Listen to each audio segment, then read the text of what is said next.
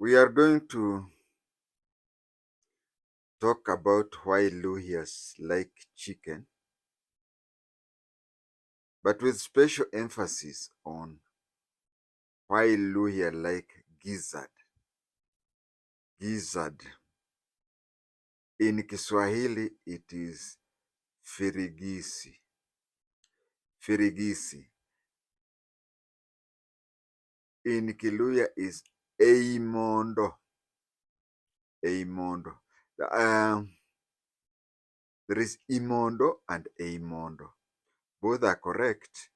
EYIMONDO is emphasizing not just Luya who like chicken. If you go to Keimpala, the country of Chavolani, Sagirinya, anyway, let him rest in peace. Those guys have funny names. Chavulani, Shigirinya. Muhuzi is called who? A Kenyan can't pronounce that. In Keimpala, Kasozi Keimpala, the hill of impalas. They roast, just like in Nairobi, people go around looking for nyama choma. In Kasozi Keimpala, people go around looking for kuku choma. So you find that, but you see Luhyas and Baganda have a common ancestor, Urunchi. Now, the consumption of the gizzard among the Luhya can be divided into three eras. It can be divided into the era that many people know. The era that many people know, is the era where a woman is allowed to eat any chicken, any part of the chicken, except the gizzard. Then there is also an era before that, when a woman was not allowed to eat a chicken, and she would cook it, then bring it to the man of the house, a bit of the soup on it, so that she places it on his palm. He tests it to know whether the ingredients are okay. That was the first era, where women did not eat chicken. The second era is where women eat any part of the chicken except the gizzard. And the last era is the current era, where you find taking a girl out. Most like I'm beyond that age. I don't know whether it is still there. You find that she'll order for chicken with chips. I don't know why in Nairobi the shops used to be written during my time. It used to be written fish and chips. But if you stay there for long, the number of people who buy fish are very few. Most of them are plain chips, or they take chips with chicken or chips with sausage. But the shop is written fish and chicken. I've said that previously it was a taboo for women to eat that. I don't know which stage they reached and decided that women will eat, but will not eat gizzard.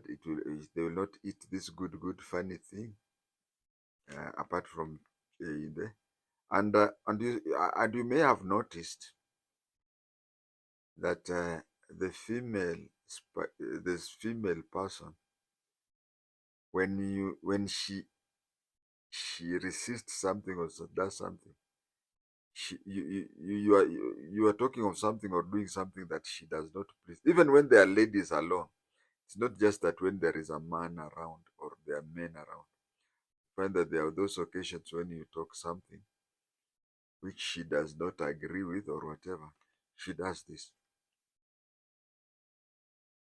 It comes automatic. As a grandparent, I have so many grandchildren. Of course, about 1% are my biological grandchildren, but I like joking around with the kids. So you find that when I talk to girls who my granddaughters but not biological, trying to say something that she doesn't agree with, she does this. I don't know why, but it reached a place where in Luhya tradition, it was decided some of the minor things that a woman can eat are the bird's wing. Maybe somebody reasoned that they should be given that so that they do that whenever they don't agree for that. I don't know when they changed that. That was the time when it was now changed from be eating nothing from the chicken to now eating certain parts, and especially the wings.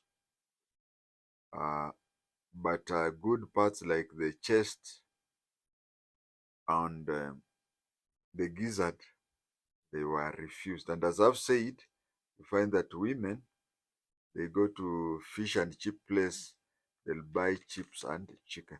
Or they can even be staying around. They have their own date, their own get together. They slaughter a hen and eat and whatever.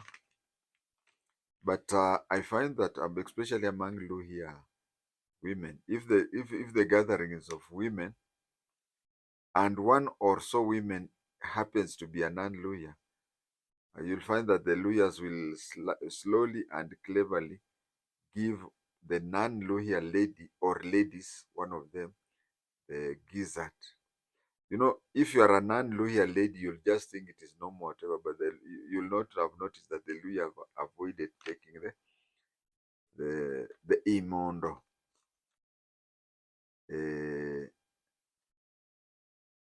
So you may have noticed that at first it was they could not take anything. Second generation, they could take but certain parts which are seen to be inferior, and among those parts that they were not allowed to eat are EYIMONDO firigizi. Now, when among the Luhya, it is considered, now I'm talking traditionally because we have Luhya, the new generation and whatever, but I'm talking with a lot of emphasis on the previous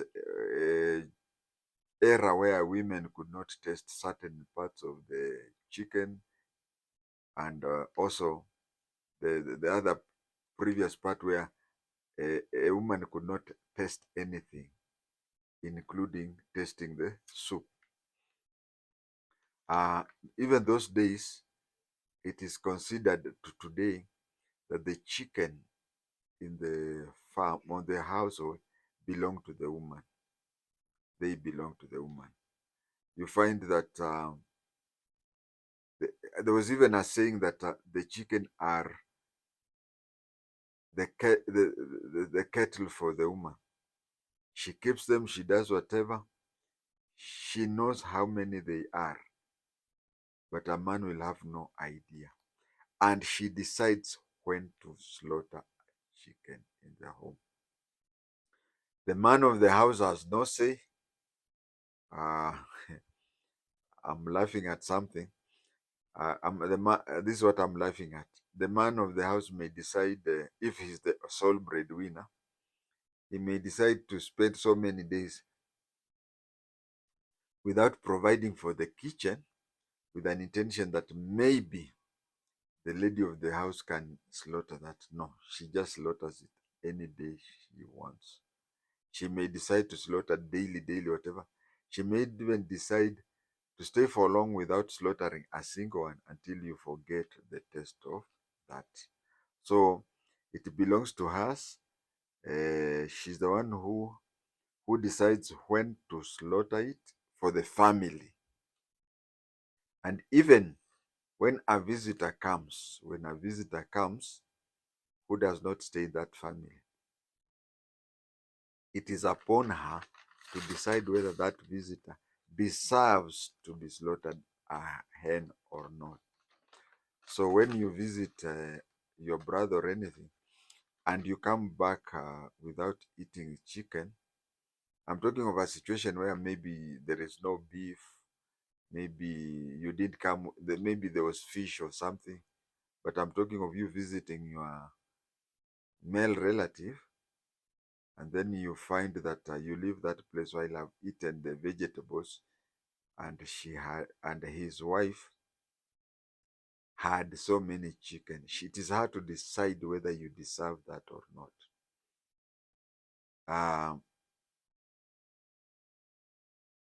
And you find that the first era where women could not taste anything, and the second era of them not eating certain but are all elongated. But the third, where anybody can eat anything, has just started, and so we don't know. I think that one will take time to know whether it will stay for long or whatever. If the guest was younger than the man of the house, then the man of the house ate the chicken.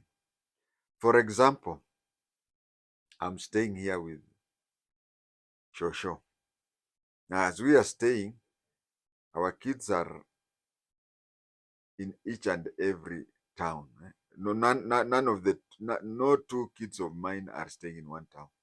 Now, one of them comes to visit, and Shosho feels philanthropic enough to slaughter a chicken for the kid. Then the kid, being my son, or even my own brother who is younger than me, and by younger than me, I mean somebody who is around 5 years younger than me. And then I talk of somebody older than me, I'm talking of somebody who is 5 years older than me. So people who are 10 years are considered age mates. That is 5 years younger than you to 5 years older than you. If such a person visits you, that is considered to be your age mate. But anybody who is obviously younger than you by 8, 10 years or something, or even older than that, then that one is considered an elder to you. Now, if somebody who is younger than me, age-wise, comes visiting, and my wife slaughters a chicken in his honor, remember I've not said in her honor, although the new generation allows it to be slaughtered in the honor of a lady, but she will still not eat the firigisi.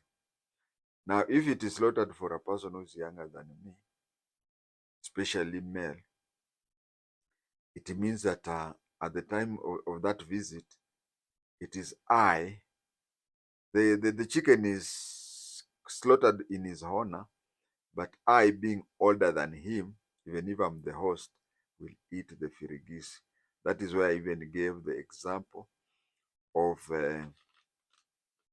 my son or my younger brother, somebody like that, says somebody junior to me. Now, you may find that visitors may come to visit me at the same time, very many of them, and all of them are very important. Now, when they are very important, it is for the woman of the house to decide whom she will honor by giving the firigisi. She will decide whom to honor.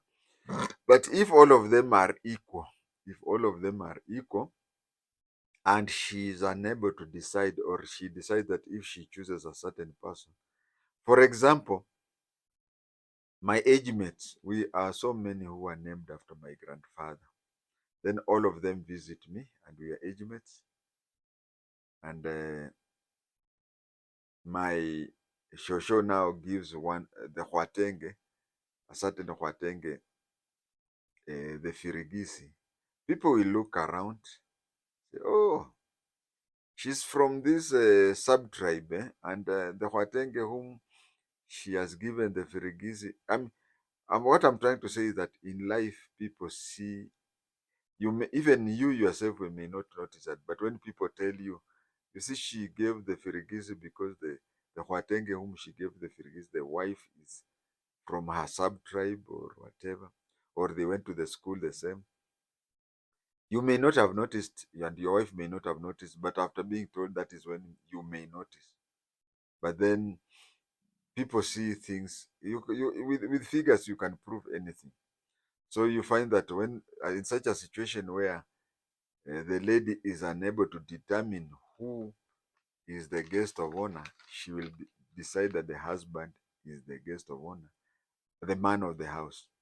Let me use the word the man of the house. She'll decide that the man of the house is the guest of honor and he is the one to eat that firigisi.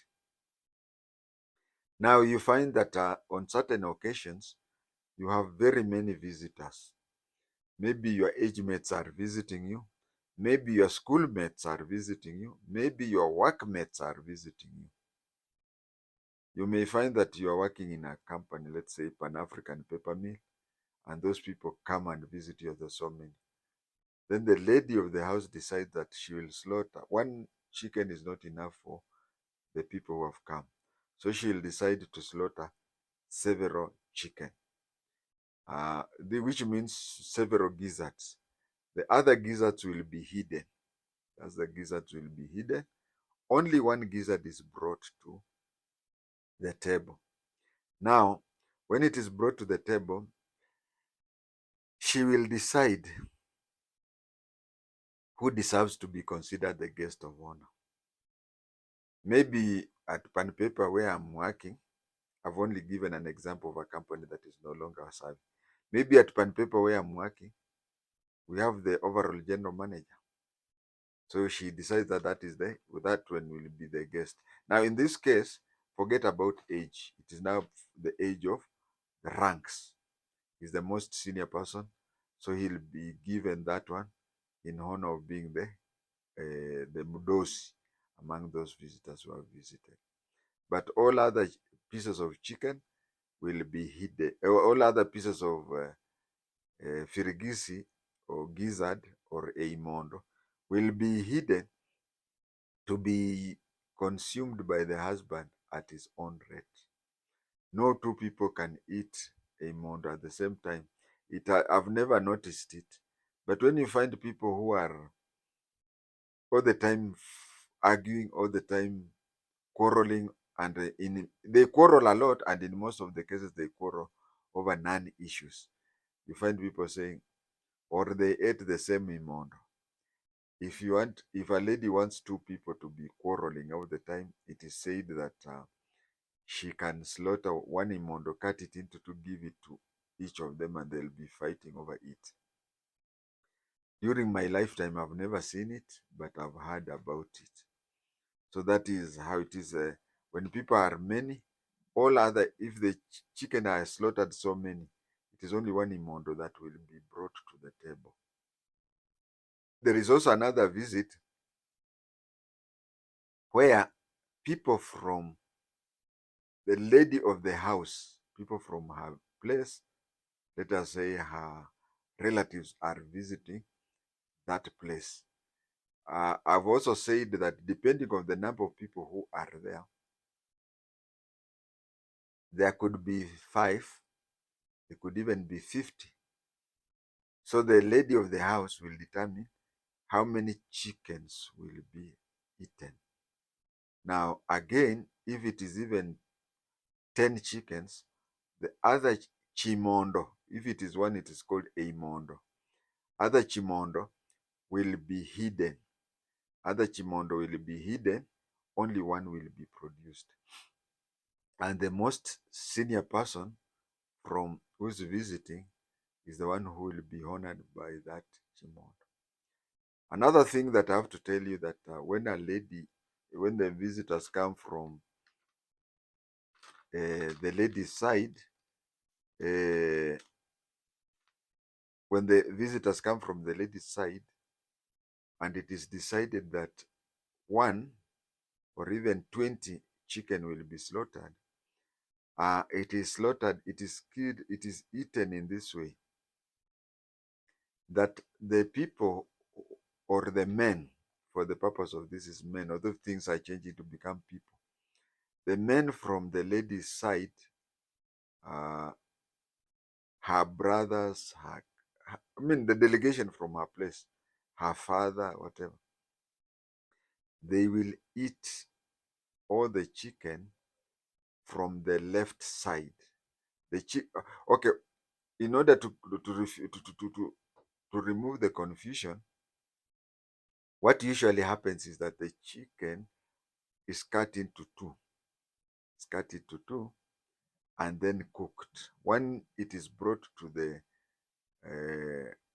the dining room, that is when it is now divided. That is when it is now easier to know. So you'll find that all parts of the chicken that are on the left side are then further subdivided and given to guests from her side, and those from the right side are given to the guests from his side. And in Luhya tradition, you have to establish how many people have come from the lady's side. If they have come 5, then you gather 5 people from the man's side. If they have come 20, you gather 20 men. It has to be equal. There is no time that guests coming from the lady's side will be less or more than hosts from the husband's place. They have to be the same. And vice versa, if the man is visiting the place where his wife came from, he will carry there is no given number. It is him to determine how many people will accompany him. Among the Luhya tradition, no man should visit his wife's place alone. So he determines, there are various reasons why he has to determine that. He determines whether he'll go with 1 person or even 20 people, depending on the occasion that is going there. So the visiting party, after arriving, the host will know how many they are and bring the same number of hosts. Now, if the chicken is slaughtered at the place where the woman was born or where the woman is married, it doesn't matter. Wherever the chickens are killed, are slaughtered and given out, the left side will be given to relatives from the woman, and the right side will be given to the relatives from the men. This is said that in this marriage, it is bound by 2 sides, the right side and the left side, to make a whole life. And the whole life is a whole chicken. A whole life is a whole chicken. So why do why do relatives from the woman's side are given chicken from the left, and why is the relatives from the man's side given the chicken from the right? It is simple. In Luhya language, right hand is known as Omukono Musacha, and the left hand is known as Mukono Mukasi. Meaning, literally, the female hand or the male hand, mkono wa kiume na mkono wa kike. That is why it was decided that then the chicken on the side of the hand of the female hand will be given to the female relatives, and the chicken part from the male side will be given to the male relative, irrespective of whether those chickens are being slaughtered, in her matrimonial home or her maiden home. to the maiden home. That is why it is given that. I hope you understand that the two sides, because Luhyas believe that the right side is called the male side and the left side is called the female side. So it is assumed that through this marriage, uh, the the whole life is brought together, whereby half of the life is contributed from the female side and from the male side. And since the female side is the left hand, then uh,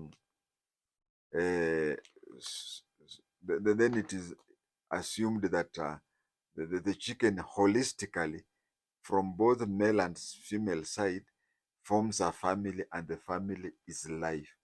That is, I wanted to repeat that. Uh, I wanted to repeat that so that you, you understand the significance of chicken. Somebody was asking me if the guests are many, why not slaughter a goat or even a bull or a cow or something. In Luhya, they are emotionally attached uh, to the chicken and EYIMONDO. That if you are to slaughter a, a goat, or even, but they don't in such a place they don't slaughter sheep. But if they have to slaughter a goat, it would show that I mean, they would, even if they feel that, okay, instead of killing, let's say 10 or 20 chicken, why don't we slaughter a goat? They have to kill one hen to cover for that left side and right side and the gizzard. I said in passing that the Luyas don't like slaughtering sheep. Actually, Luhya associates slaughtering sheep with the Luhya likes the Luhyas don't like slaughtering sheep because they believe that most of these rites, if you have killed somebody or when you have done something bad or whatever, the cleansing rite is done by a sheep. If I find that Kayava, where my mother is buried, is not very far from Wamunyoro. In Wamunyoro, you visit somebody, he look for the fattest sheep.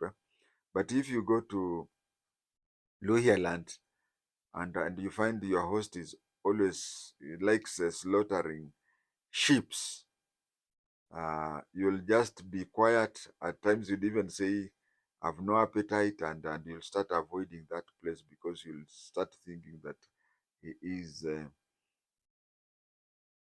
Uh, you'll find that it is impolite for somebody to be slaughtering that for you. Kumbe, you are eating and assisting him in cleansing himself. There are occasions when you find that maybe you are in a hurry. You visit somebody, you're in a hurry or something, and they want to slaughter a chicken and you are in a hurry. What the lawyers do is that they give you a live chicken, tell you to go and slaughter it when you go back. For the non-lawyers, as I finish off, I would say that in lawyer tradition, when you visit somebody and the lady of the house slaughters a chicken, it is impolite, very rude, not to offer her monetary price. I think you've gotten me. You go to somebody's place, he slaughters a hen for you, irrespective of whether you are the one who ate the gizzard or not. As a sign of appreciation, you give her the money. And lawyer men know that whatever money is given to the wife, he is there, he sees. Sumumeka, you have eaten now. Usually they say the man of the house goes and calls the wife and says that the visitor wants to leave. You give the lady money, like you know the way you give the traffic police officers money at the roadblock. Yeah, that is how you give the lady the money, and that is her money. Her husband, she may, as you leave, she may tell the husband, "We don't have salt." The husband cannot say, "But I've seen you be." Whatever is given to that lady is hers, and hers alone to use it in the way she wants. Whether she will have slaughtered the chicken for you, or whether you are in a hurry and she gives you a live chicken to go and eat. There is also another thing I wanted to tell people, especially from urban areas. Especially from urban areas, you may have seen this thing, and maybe it is good for you to get it from an elderly man so that you don't get worried or so and so. If you stay in an urban area and a Luhya person dies, obviously you people organize yourself across. There are people who Luhyas will accompany you to the burial. There are neighbors who will come. There are friends who will come. There are workmates who will come. Now you find that being a neighbor, being a workmate, being a friend, you will find that you are not a Luhya and you are going to Luhya land for funeral.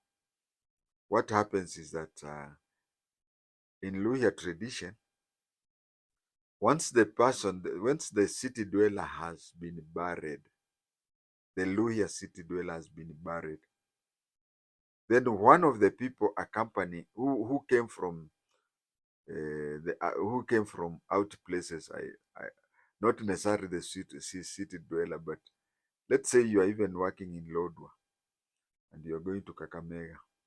As you are going back with the hearse or the matatu that is acting like a hearse, one of the Luhya people in the delegation is given a chicken, preferably a black one.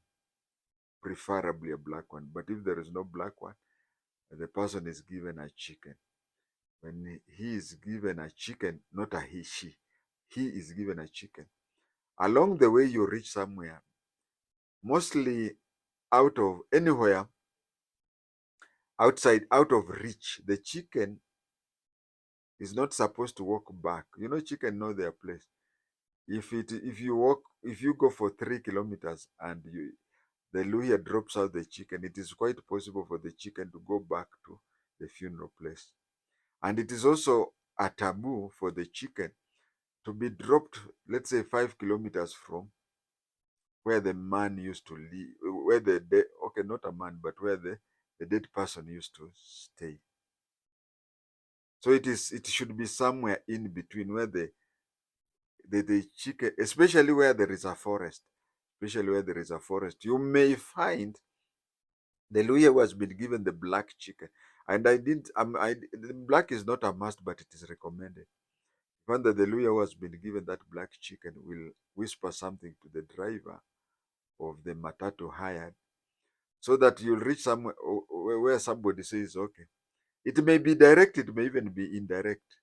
It may be indirect by telling that driver that once we reach a forest, please allow me to go to go to the forest for a short call. He's not going for a short call.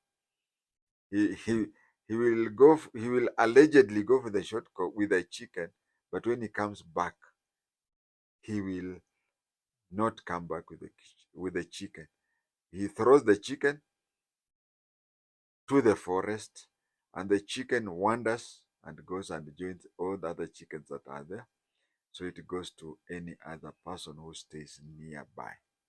Any other person who stays nearby, and who stays nearby, and who, if he's a Luhya, if it's a Kikuyu, okay, I'm allowed to criticize both Luhya and Kikuyu.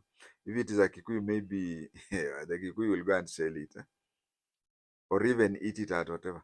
But if it is a Luhya, after seeing a black chicken or whatever, mostly black, he will look around and see if there is any funeral he has attended in the recent past of a Luhya. If there is any Luhya who has died around that area, he will suspect that it is from that Luhya. Then maybe he will sell it because the chickens don't have number plates, so he'll sell it and use the money. But if he looks around and sees